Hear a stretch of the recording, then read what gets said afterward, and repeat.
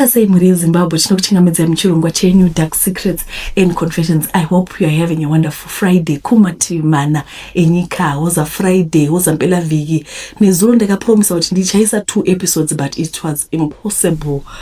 It's not working. It's a one-man show and my husband was not in the country, so kundanganchimhanya up and down when sanochikoro kudzoka kudi kubika kuita zvese pamupachona unozoona kuti life is overtaking you. I'm very sorry for that. Regai tipinde munyaya yedu. Vatete ndakaromba ndine 23 years. I was given a tortoise. Iye zvino ndine 38 years and ndatambura veduwe. Regai ndikuudze kwazvakatangira uye mararamiro andaita iyo yekufirwa iyi zvakaoma. Mugore 2010 ndakabata mushonga kuZambia. At that time ndaive ndadropa out of university pamusaka pekushaiwa mari. Upenyu hwangu hwainge husina meaning. Ndainge ndakatsamwira Mwari nekuti ndaiona sekuti pane my favorite people anodiwa naMwari, vana vanowana zvose ende zvinhu zvacho zvichiendeka. Kozoti type yakaita seyangu yekuti zvese zvangu kuti zvifambe ndinofanira kuita naro kupusha. Kuti ndaive mwana aigona chikoro 1 A level ndainge ndabuda nema straight A's and ndakatotorwa kuUZ pasina kana kufosa. Taive 15 vanhu vainge vane ma 15 points pa intake E and ndakabva ndapiwa medicine asi chero mari yekutenga Vaseline ndainge ndisina. First semester ndakaitwa ma contributions nechurch asi munhu unosvika kupi uchingori munhu wema handouts. Vanhu vanoneta. Second semester hapana aikwanisa kundibatsira. Ndakambokumbira kuregistration ndikaisa $50 ndine chivimbo chekuti Mwari vaizoita miracle. Ndakatanga kuruka musoro yevamwe kuti ndiwane cheuviri tete. The holiday before that semester ndainge ndine hama yepedo yainyatsoziva situation yangu. Yakandipa $5 vakati nditenge flour ndibike makeke ndichitengesa murengi. Vatete ndakabika makeke ende ndaiwatengesa R5 each murengi. Kiki regai ndiseke. The aim was to raise $500 fees, accommodation, food ne pocket money. Kekeria pamwe vanhu vemuma flea market vaitora nezvikereti. Pamwe ndaidzokera kumba ndine $3. Remember kuti piece 1 yaita R5. Vatete hapana chakabuda ende hama yangu yaida mari yavainge vandipa iya yecapital. Hama dzababa, they were never in the picture. Kufirwa kwakaoma. I tried reaching out to hama dzese dzaive nemabasa kuti I'll be your future medical practitioner as no one was willing to assist. Kuita chiremba was something I knew kuti ndiyo calling yangu. Kuchikoro ndaishuvira kuti ngadai taiwa nama student bursary kana sponsorship painge pasina. I tried presidential scholarship asi I was not fortunate. Ndaigara nambuya kumusha vakabva vazoshaya. Saka ndainge ndava ini versus life. Vana maini namai guru vainge vaine upenyu hwavo hwakanaka asi ndaisakwanisa kugara navo full time sezvo vainge vakaroorwa. Kuchikoro ndaigona kuenda sekuti ndaizonyora then my results ndozowana kana ndabhadhara asi there was no hope. Hapana aizobhadhara even mari accommodation yerent ndaive ndisina sezvo ndaisakwanisa kugara murezi cause ndainge ndisina kubhadhara fees. Ndakasvika pakuomerwa neupenyu tete kushaya kuti ndoendepi kana kuti ndoita sei. Ndakafunga idea yekuti regai ndiende kuBotswana ndichinohodha asi chokwadi ndechekuti ndakaenda kuFrancistown kamwe chete ndikadzoka netunhu tushoma twandakaorder nemari yekuruka musoro. Ndakatengesera ma students vakatenga cause zvefashion ndizvo zvavo asi panguva iyi I was crashing kudzimba dzeshamwari.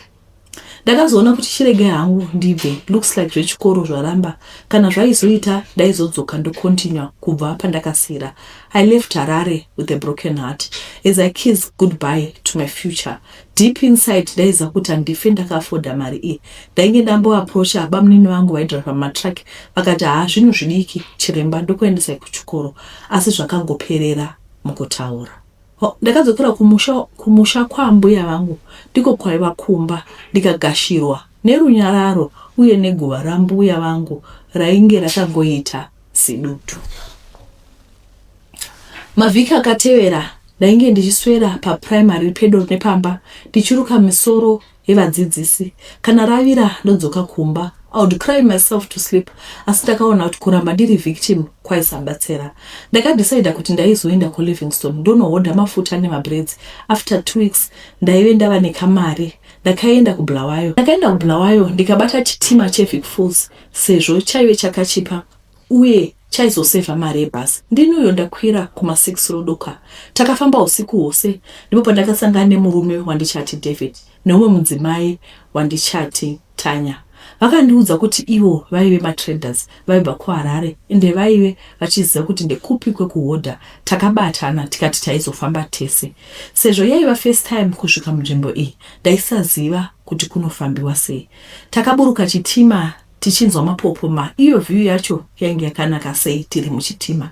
Takafamba chidarika mufalls, takananga kubridge kuti tikrose into Livingstone. Tichinosvika pahotel hombe iri mufalls, takaona nzou dzichifamba free range. Ndakambotya. David akati ingomira idarike. Takazofamba kwakukrosa tikadindirwa mapassport edu kwakuzotsvaka malifts anoenda kuLivingstone. Tapinda mutown muya takaoda maepis, asi zvangu semunhu ainge achitanga zvaive zvishoma. David naTanya vairatidza kuva vanhu vainge vari streetwise, vakatenga zvinhu zvakawanda, asi vakati vainge vane order dzaipisa, saka vaizoshandisa chembere malocal kuti vavasengere order dzavo. Chembere idzi hadzisechi pabhodha nemutemo unoti vane hama mhiri kwebhodha rakaiswa nevarungu, saka vanobvumirwa kukrosa vasina mapepa or even kusasechewa. Ndakase mutundu yangu ndomhanyira kuchitima.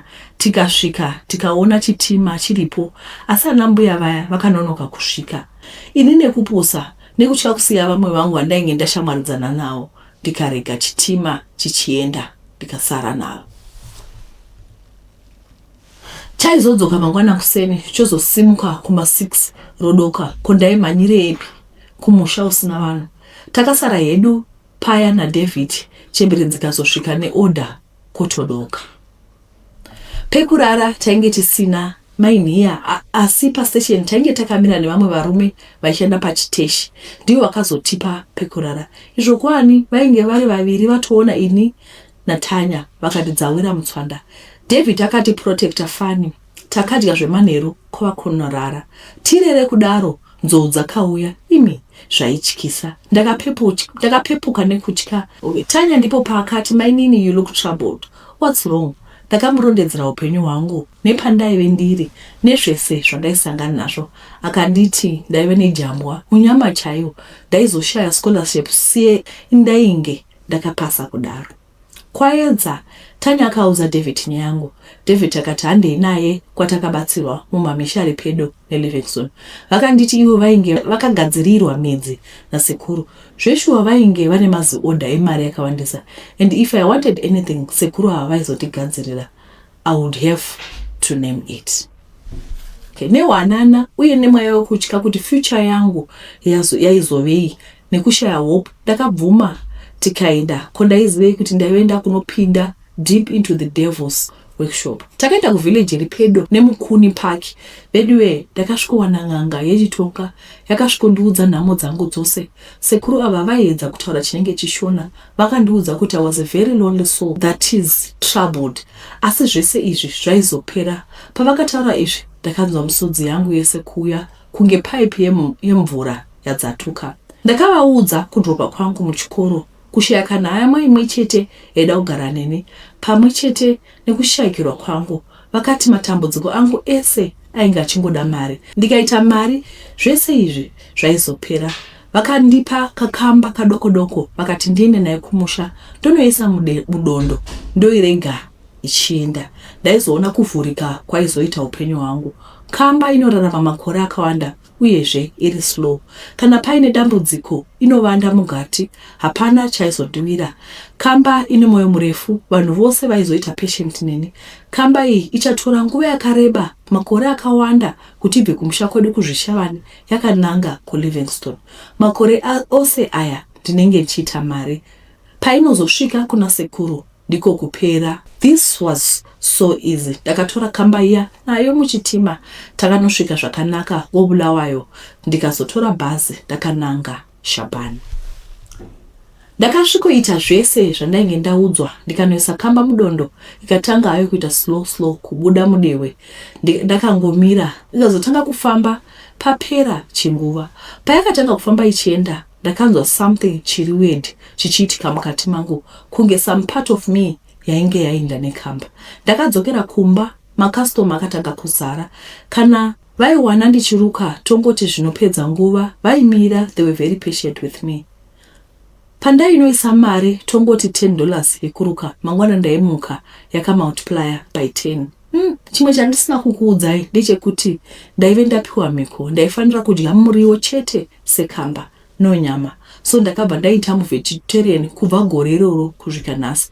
By the way, I miss nyama, asi kungoidya ndinenge ndatotyora mhiko. Number 2 chaita kuti ndinyore kuno ndechekuti kamba inohibernata, and time iyoyo ndinogona kupedza mwedzi ndichiita kunge munhu akafa. Ndinorara handimuke kunge munhu ari mukoma, no eating, no what. Ndinomuka ndakacheneruka tete, kuita pale kunge munhu asina ropa. Musoro wangu unoita kunge wekamba, kana zvandibata unenge uchita move up and down. Vatete, chero pane vanhu, chero mutown, ndinoita masound ekamba tete, kuita kunge iri kuchema. Kusangana nemunhu rume, ndinotanga kumova into circles sekamba. Vatete, in general I'm saying ndiri kamba, ndinoita mabehaviors ose ekamba amungafungira. In most cases handikwanisi kuita socialize the vanhu vakawanda pandiri, ndinotanga kunzwa kunge ndiri kubayiwa munzeve. Mwana handina, murume handina, makore afamba kubva kamba ipandakanoisa mudondo. It's been more than 10 years. Rimwe dambudziko tete nderekuti ganda rangu riri kuchinja kuita white chero ndikazora mafuta harenzwire. Vamwe vangati skin problem kana eczema, bodo. Ndiri kamba vatete, kurara handirari, hongu mari ndinayo. Handina kuzopedza kuti mushure makudzoka Zambia ndakazobva zvishavane ndikanogara ngoBulawayo. Imba ndakatenga yakanakisa Kilane, hama dzikatanga kuzvikandira maoko angu, asi unotoshaya kuti chiinai. Ndine nguva yekuti kana winter yasvika ndinotanga kurara kusvika ndazopinda mukoma. Kazhinji kako musikana anondibatsira, anouya oita basa rese, oenda kusvika mwedzi wapera. Anongouya ocleana mumba, omutsa mota dzichitinira kuti mabhatiri asapera. Ini ndinenge ndakangorara, ondifukidza, okiya madho, oenda, odzoka zvemangwana. Anyway, ungava upenyu here? Sekuru ndakavaudza kuti ndaneta, vakati regai timirire kamba yacho isvike. Hamene kuti chiasvika rini, kuzinofamba zviri slow. Kana winter yasvika kwairi koko, inotombohibernata. Anyway, saka my life is on slow motion. Asi muri yeZimbabwe ndaneta nezvinhu izvi. Kutaipa ibasa and energy level yangu yakuita ichidzika cause my days ehibernation akusvika. Ndichatomborara kwemwedzi wese. Handizivi kuti zvichapera rini, asi kwa Satan hakuna chemahara. Please send the link to the video, I'll read my comments. I don't know kuti nichapinda mukoma rini, cause it's random. Rimwe gore can be kwekutanga kwewinter, but this year it looks like it's gonna be this July, cause simba rangu rakuita richipera. Ndozvinzwa kuti zvava pedo for the entire period nenge ndisingadyi okuenda kutoilet. Ndatambura ini. Tazvinzwira ntoka, ndizvo zviripo izvi. Handizivi kuti munoti kudini. Tete ndakarorwa at 25, patova nemakore 10 ndiri mumba, so now ndava ne35. Ndine vana vangu vatatu, uye pakati pangu nemurume wangu pasati papinda Sylvia. Ine murume wangu taive tiri right, taigara murudo nemurunyararo. Ndaidiwa zvakanaka nevana vangu tete, tichifara pamwe semhuri. Nhamo chaiyo yakazotanga mushure mekunge murume wangu apromotwa kubasa. Murume wangu anoshanda on one of the big mines muno muZimbabwe. Takatovakawo pekuisa musoro. Pakapromotwa murume wangu Josh tete, ndakatanga kuona machanges mukati meupenyu hwake. Kana pekutanga tete ndakafunga kuti kuda ipressure yekubasa, asi ndakazotanga kuona kuti no man, chiripo chiri kuitika. Josh akazenge asingachauyi kumba on time, aingoita zvisinganzwisisiki. In fact, ndingangoti muchidimbu ainge ava dodgy. Ndakazozvibata nekufamba kwenguva kuti Josh ainge abudisa gumbo panze, ane mukadzi waifambidzana naye anonzi Sylvia. Dai zvaiperera mukufambidzana chete ndaiita 10 on a blind eye kana kusazvitarisa. Vana vangu vainge vosafa nokuda kwemabasa aSylvia. Mumba mainge moshoteswa zvinhu. Sylvia ainge ari high maintenance, so mumba manga musisina mufaro. Ndakatombofonera Sylvia ndichimubvunza kuti aizviziva here kuti Josh was a married man. Josh aiva nefamily. Tete mashoko akapindurwa akandiomesa mate mukana. Ndakaudzwa kuti vamwe varume vaiva vashoma, so we should share. Akagadzwa hana kubvuta ndisiyane naye sokuti ainge akadiwa nezvimwe zviri personal tete zvandisingakwanisi kunyora pano. Ndakarwadzwa nemashoko aya, ndipo pandakapindwa nepfungwa yakashata. Ndakazofonazve kuna Sylvia ndichimupa warning yekuti asiyane nezvaiita. Akapindura pfocho akati ndiite zvandinokwanisa kuita. Honai ndiko kwazvainge zvazosvika. Handiti Sylvia ndiye akanditi ndiite zvandinokwanisa kuita. Manje ndakazozviita. Tete ndaida kuzodila naye lolo kuita kurumira movie chaimo. Saka ini ndakatsvaka mushonga kune mumwe muchawa ndikapfekera kusika rudzi kwangu. Tete patakasangana na Josh ndaiza kuti Josh achatora mushonga uyu oenda nawo kuna Sylvia. Tete ndiwo mashandiro aita mushonga uyu sekuudzwa kwandakaitwa nasekuru. Ndainge ndazviudza kuti Sylvia ndiye achanditsvaga hake kana zvamushatira. Tete ndakanyarara kuita senge ndisiko. Handiti Sylvia aizvita muhard hysteric, saka ndaida kuzoona kuti uhadi hwake hwaizomusvitsepi. Chakanyanya kundibhowa pamusikana uyu ndechekuti she openly challenged me. Tete pekutanga ndainge ndambosunga mushina waJosh kuti usashande kunze. Sylvia nekungwarisa kwava kunomugadzirisa akamira sani. Tete ndakaona kuti musikana uyu aingoendera mberi orudunuka semupendero wejira. Ainge asingachadzoreki. Dai Josh aida barika aingoita barika zviri official, ndainge ndisina basa nazvo. Oita zvinhu negwara kwaro ndaimugamuchira. Manje iye kuti uchitori girlfriend hausati wava wife unofira mahara. Ndakatanga kuona kuti Josh aingeuya kumba on time ava kuda kudzoka mbishena asi zvaive zvisingatauriki nokuti muziva I never confronted him paiita mabororo ake. Ndainge ndangofondera Sylvia ndichimuudza kuti Josh aive murume munhu asi iye aingada kukura musoro zvese nekudziya musoro. Tete pakapera 6 months ndainge ndodhauta kuti asi zvakatadza kushanda. Takazonzwa umwe musi foni yorira unknown number. Ndakadavira kunzwa voice riri kutaurira pasi hanzi sisi ndiri kukumbira uregerero, ndava kufa ndiregerereiwo. Nasi ndipo poda kuti ndimuregerere paimbondituka achizvita anorira zvakazoenda nepi. A week later Sylvia wakafa. Akaiswa pasipevhu 6 feet. Hanzi akafa akazvimba dumbu. Zviri kufungirwa kuti rwanga rwuri runyoka.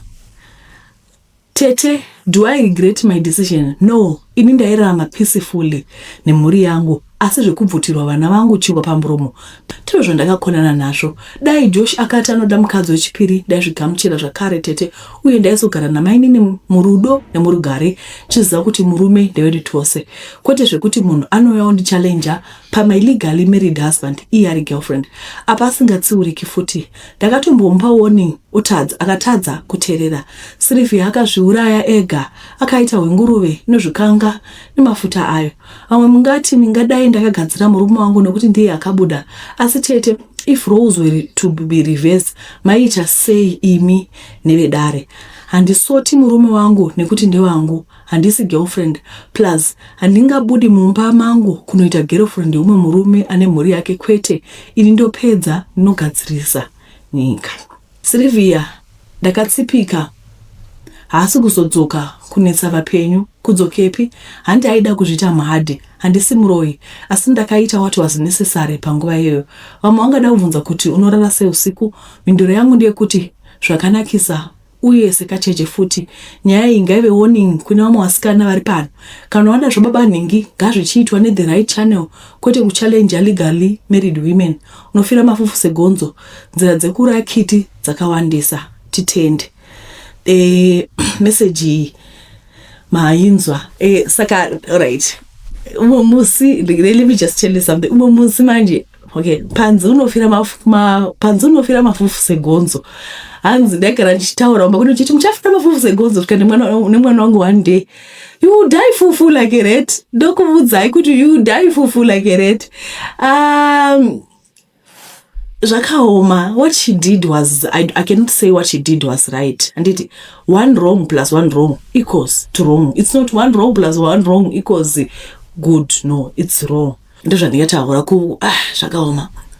Kuuraya munhu kana kuisira munhu mushonga handiti chinhu chakashata. Asi kukudana nemurume womunhu chinhu chakadi chakashatawo zvakare. Asi mubvunzo wangu ndewokuti mai avachauraya vanhu vangani? Vacharamba vachingoti murume wakanyenga wesaronyoka, murume wakanyenga wesaroka.